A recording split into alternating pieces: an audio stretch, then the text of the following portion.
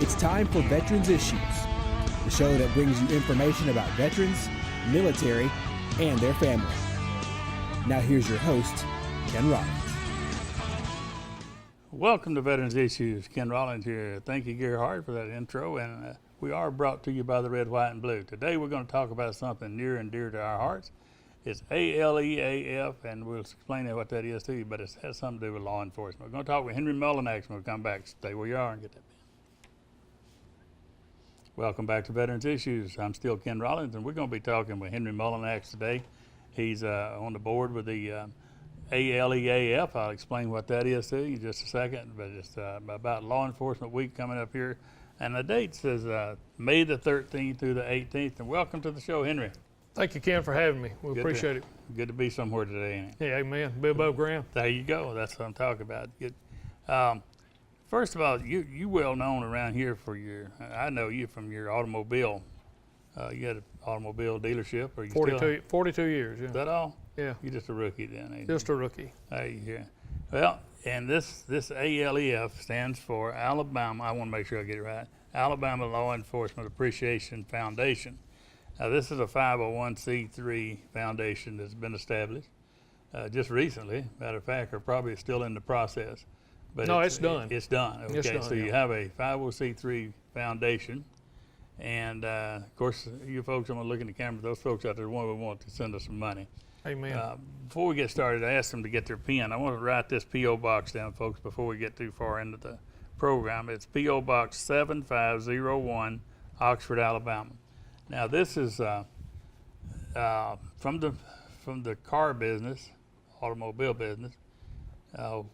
What brought Henry Mullinax in here to do something for law enforcement? Now, we're talking all troopers and deputies and Conservation Department. Everybody that puts their life on the line every day. Yeah. That's right. Ken, I was in business in Anniston for 42 years.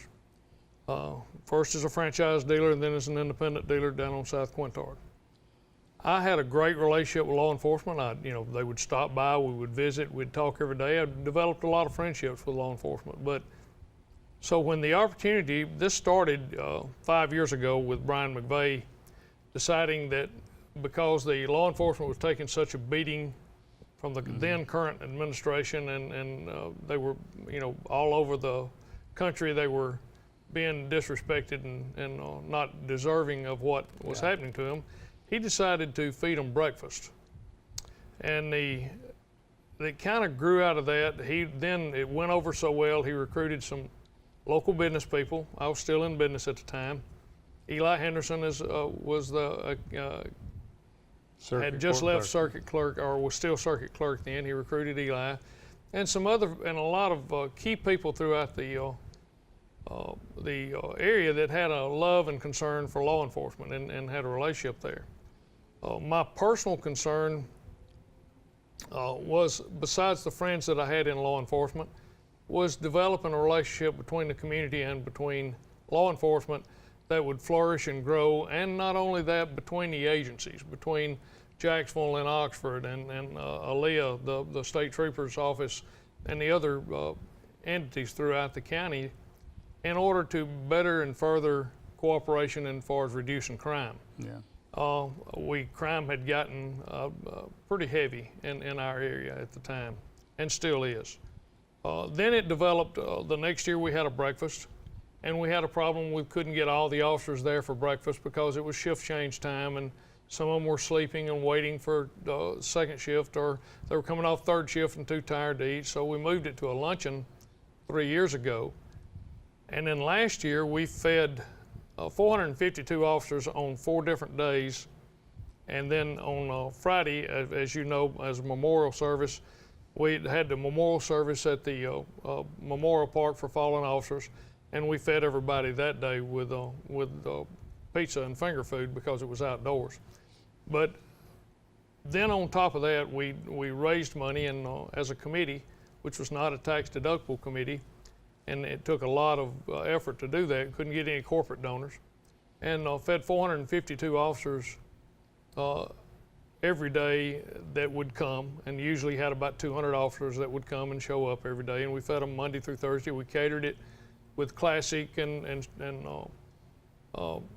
Struts and various restaurants who donated part of their profits back to the committee and reduced the cost. Then last year we had a tremendous year of fundraising, and we gave away $36,000 worth of door prizes. I saw some of them. To all the officers, and it's really helped morale for the officers. They look forward to it.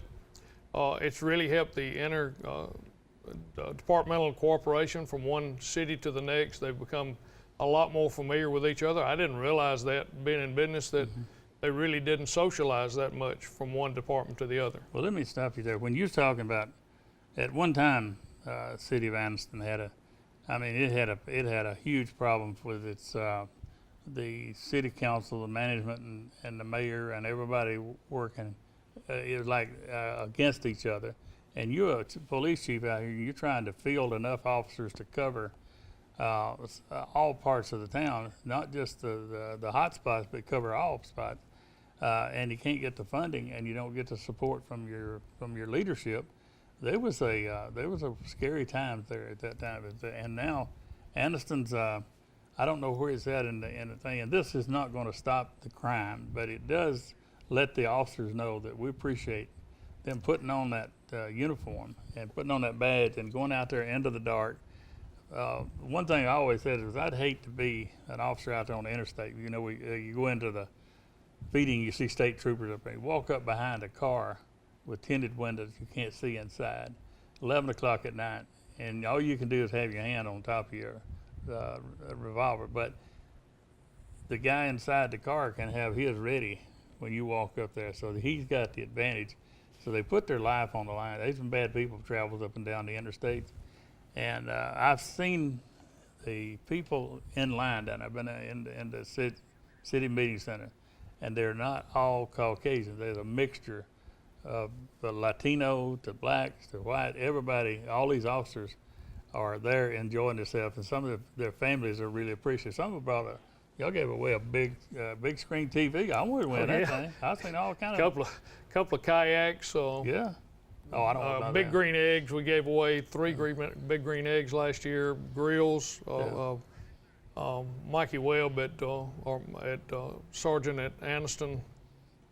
He told me, he said, I want to get the Mac Daddy of grills. So we had the Mac Daddy of grills there. He went out and he serves on the advisory committee to us, and went out and began that. But you're right in the fact that besides pulling a car over, the worst situation that an officer can get involved in is a domestic dispute. And they go in, probably more than likely there's arms in the house. Already everybody's temper is to the max, and there's love between the two people that are fighting. So if you attack one, you've got the other to defend from. Yeah. So it's a very bad situation. They never know. More people get hurt or injured in a domestic dispute than anything else. And on the 18th, we're going to unveil the names of 2 officers from Alabama that was killed in the line of duty. One of them from Mobile on a domestic. Exactly. And that is so true, that though you never know what's behind the door when you walk up there. And they like I said, the passion, the anxiety, and all that is playing out there. It makes it for a dangerous situation, and we've lost a lot of officers there. We got to go to a break. We have to pay bills just like y'all do. So Amen. We're going to do that. We're going to come back and we'll talk more with Henry about ALEAF. Stay there. Welcome back to Veterans Issues. We're talking to Henry Mullinax. We're talking about a law enforcement week that's dedicated aside to May the 13th through the 18th. And is this going to be at the Civic Center this year, at the Oxford Civic Center? We will have luncheon every day of the week at the Monday through Thursday at Oxford Civic Center from 11 to 1 for the officers. We'll have political speakers there to relate what they are doing for the officers and where the direction that they're in their position that they're headed with the officers, to encourage the officers and support the officers. And then we'll have door prizes there every day, Monday through Thursday. Where do these door prizes come from? Usually from donors, that individuals. financially, or either if we don't get enough door prizes donated from, say, Walmart or Lowe's or some of the other companies' retail operations, then we take the money that we raise and go out and buy those prizes with. And we've got some, I'm gonna tell you, I have not ever, Ken, walked into a business and asked them for a law enforcement donation that I didn't walk away with some donation.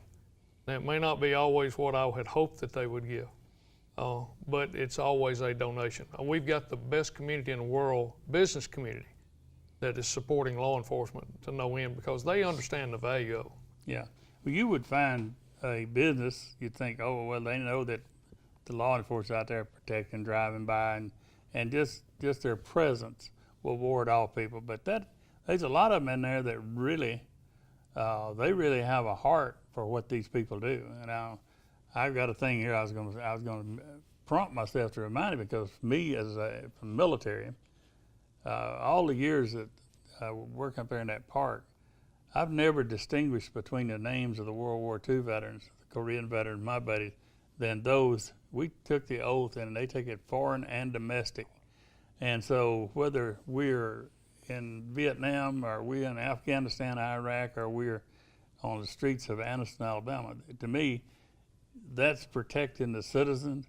That's keeping it safe back home while they're taking care of business over there to keep it from coming over here.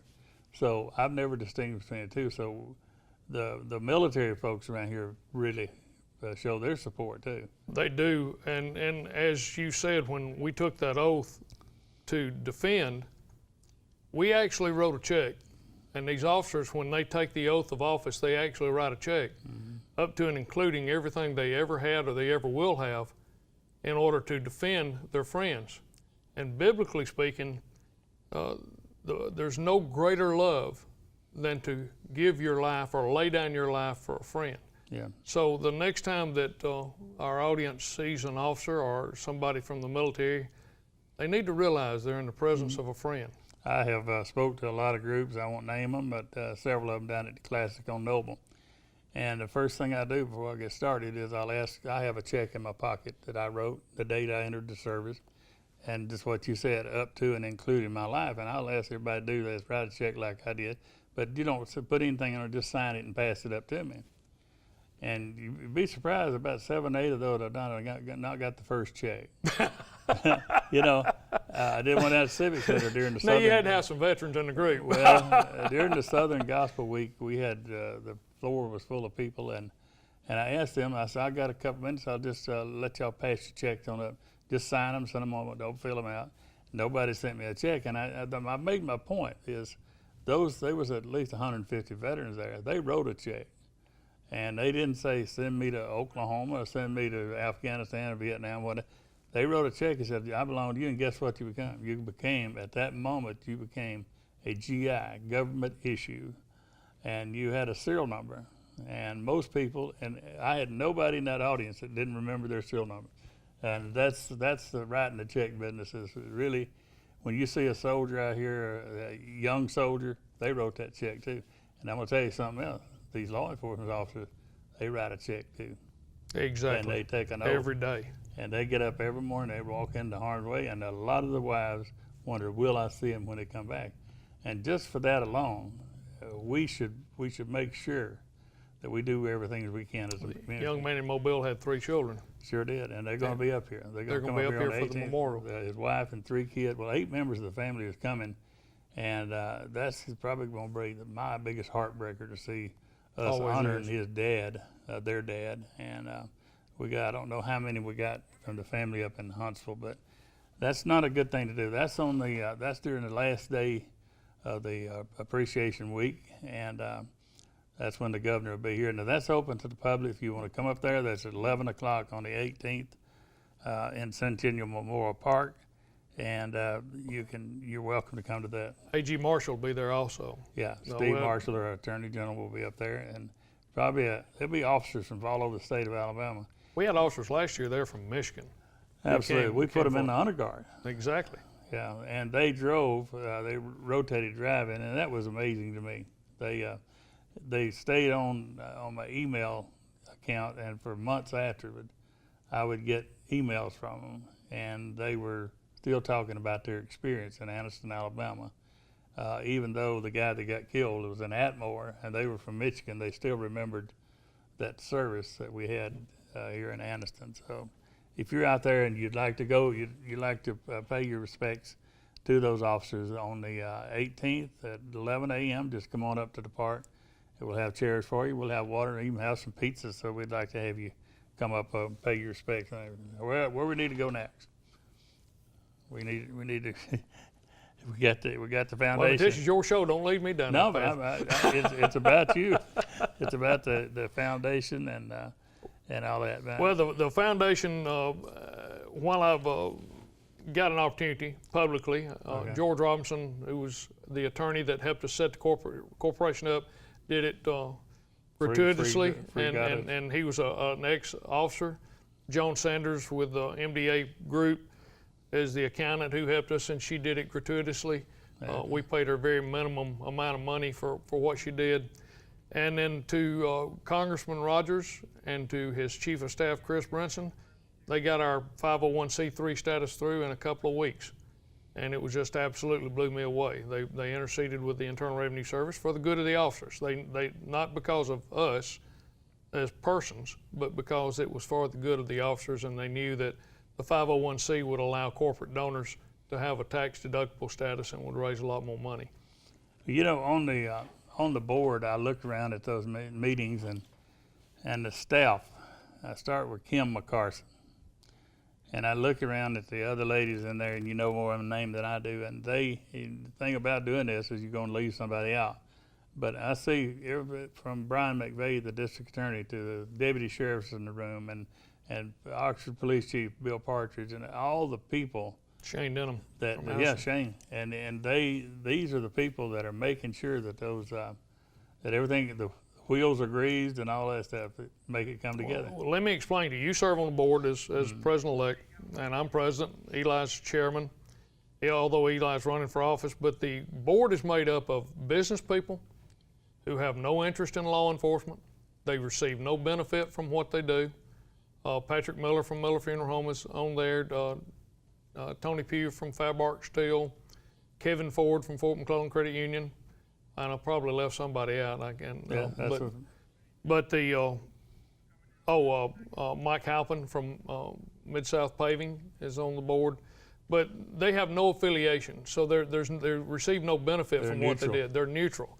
But in order to maintain that we have 15 seconds. I'm sorry. No, go ahead. In order to maintain that we have a perception of what we're doing, we've got an advisory committee made up of court people and law enforcement people that help us. Yeah, well, we had an officer in need here a while back, and a phone calls was made, and we took a vote over the phone, and that. Exactly. And, Henry, I appreciate you coming on here. Oh, you're welcome, Ken. Thank you. Appreciate you having me. That's a great week. I'm going to be there most of the days. I hope to see everybody up there. We're going to come back. I got news that you can use. Welcome back to Veterans Issues. I appreciate Henry Molinax coming on here today and bringing us up to date on the Law Enforcement Week. You folks, you see something happening up there in the park, or you down at the Civic Center, just feel free to come up and I tell you what, it's a great time to hug an officer. They got a lot of stuff on it, makes it hard to hug sometimes, but you'd be surprised how much they love being hugged. So a good chance to do that. Memorial Day, the 28th. Write that on your calendar. That's what the pen's for. The 28th at 11 a.m., Centennial Memorial Park. You should be able to find it. This year, you'll find something different than you have in the past. We now have the Alabama Firefighters Memorial up there, and so it's going to look a little different than it was last year. So we got Steve Chappell coming up from Augusta. Ryan Robertson will be back. Of course, Alice Martin, she'll be participating. And the young Marines and all that. We're going to have a great Memorial Day, and I'm predicting good weather. But we got a tent. We'll bring the tent out. May the 18th.